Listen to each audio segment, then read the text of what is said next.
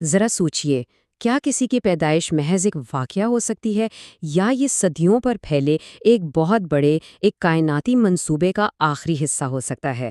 آج کی اس گفتگو میں ہم ان حیران کن واقعات کو جانیں گے جو پیغمبر اسلام کی پیدائش سے پہلے ہوئے، اور یہ دیکھیں گے کہ کیا یہ سب کچھ واقعی پہلے سے طے شدہ تھا؟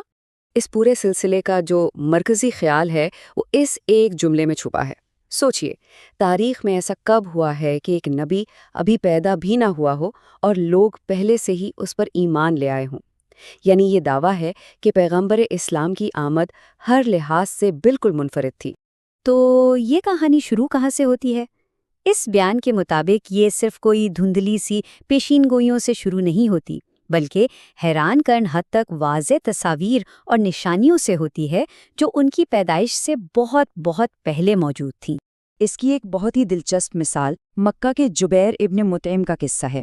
کہا جاتا ہے کہ ایک عیسائی راہب نے انہیں کچھ تصویریں دکھائیں اور جبیر نے انہیں دیکھتے ہی فوراً پہچان لیا۔ کہا، ہاں، یہ تو اسی نبی کی تصویر ہے۔ اس سے یہ اندازہ ہوتا ہے کہ یہ علم صرف عرب کی حد تک نہیں تھا، بلکہ دور دور تک پھیلا ہوا تھا۔ اور بات صرف تصویروں تک نہیں رکتی۔ قدیم کتابوں جیسے تورات کا حوالہ دے کر بتایا جاتا ہے کہ ان میں صرف کردار یا جائے پیدائش کی تفصیلات ہی نہیں تھیں، بلکہ حیران کن حد تک جسمانی نشانیاں تک بتائی گئی تھیں۔ مثلاً یہ بھی لکھا تھا کہ ان کے دونوں کندھوں کے بیچ کا فاصلہ عام انسانوں سے زیادہ ہوگا اور وہاں مہر نبوت ہوگی۔ اب یہ ایسی تفصیلات ہیں جنہیں نظر انداز کرنا مشکل ہے۔ لیکن ایک نبی کی آمد کے لیے صرف پیشین گوئیاں ہی کافی نہیں ہوتیں۔ اس بیانیے کے مطابق ان کی آمد کے لیے ایک بہترین جگہ اور ایک پاکیزہ ترین خاندان کا انتخاب بھی بہت ضروری تھا۔ آئیے دیکھتے ہیں کہ تاریخ کے اسٹیج کو کیسے سجایا گیا۔ ذرا اس دور کا تصور کریں، 6 صدی کی دنیا، ایک طرف فارس کی عظیم سلطنت، دوسری طرف رومن امپائر، اور ان دو بڑی طاقتوں کے بیچ میں عرب کا علاقہ، ایک نیوٹرل زون، ایک آزاد علاقہ تھا۔ بظاہر تو یہ ایک معمولی تاریخی بات لگتی ہے، لیکن اس کہانی میں اس کی بہت گہری اہمیت ہے۔ تو یہ جغرافیائی پوزیشن محض اتفاق نہیں تھی، بلکہ ایک سوچا سمجھا الہی منصوبہ تھا۔ یعنی اپنے نبی کے لیے ایک ایسی سرزمین کا انتخاب کیا گیا جو دنیا کی بڑی طاقتوں کے اثر سے باہر تھی، تاکہ جو نیا پیغام آئے وہ کسی بیرونی دباؤ کے بغیر آزادانہ طور پر پھیل سکے۔ جگہ کے انتخاب کے ساتھ ساتھ نسب کا انتخاب بھی اتنا ہی اہم تھا۔ اس پورے عمل کو یوں بیان کیا جاتا ہے جیسے کسی چیز کو نسل در نسل چھانا جا رہا ہو تاکہ سب سے پاکیزہ ترین سلسلہ سامنے آئے۔ اللہ نے تمام انسانوں میں سے اولاد اسماعیل کو چنا، پھر ان میں سے کنانہ کو، پھر کنانہ میں سے قریش کو، پھر قریش میں سے بنو ہاشم کو، اور آخرکار ان میں سے پیغمبر اسلام کو منتخب کیا۔ اس بات کی اہمیت خود پیغمبر سے منسوب ایک قول سے واضح ہوتی ہے جو ان کے پورے شجرہ نسب کی روحانی پاکیزگی پر روشنی ڈالتا ہے۔ یعنی یہ خیال کہ ان کا خاندانی سلسلہ ہر طرح کی اخلاقی کمزوری سے پاک رکھا گیا، اس پورے الہی منصوبے کا ایک بہت اہم ستون ہے۔ اسی پاکیزہ نسب میں سے ایک شخصیت کی کہانی خاص طور پر غیر معمولی ہے۔ پیغمبر کے دادا عبد المطلب۔ ان کی زندگی خود معجزات اور آزمائشوں کا ایک ایسا سلسلہ تھی جو آنے والے واقعات کا پیش خیمہ ثابت ہوئی۔ ان کی زندگی کی سب سے بڑی آزمائشوں میں سے ایک تھی زمزم کے گمشدہ کونے کو دوبارہ تلاش کرنا۔ اس بیان کے مطابق یہ کوئی عام کھدائی نہیں تھی۔ عبد المطلب کو بار بار پراسرار خواب آتے تھے جو انہیں ایک خاص جگہ کھودنے کا حکم دیتے تھے۔ آخرکار ایک خواب نے انہیں صحیح جگہ کا نشان بھی بتا دیا۔ یہ کوئی ذاتی کام نہیں تھا، بلکہ ایک الہی مشن تھا جو ان کے سپرد کیا گیا تھا۔ اس زمانے میں قبیلے کی طاقت بیٹوں کی تعداد سے ہوتی تھی۔ عبد المطلب نے منت مانی کہ اگر اللہ نے انہیں 10 بیٹے دیے تو وہ شکرانے میں ایک کو اللہ کی راہ میں قربان کر دیں گے۔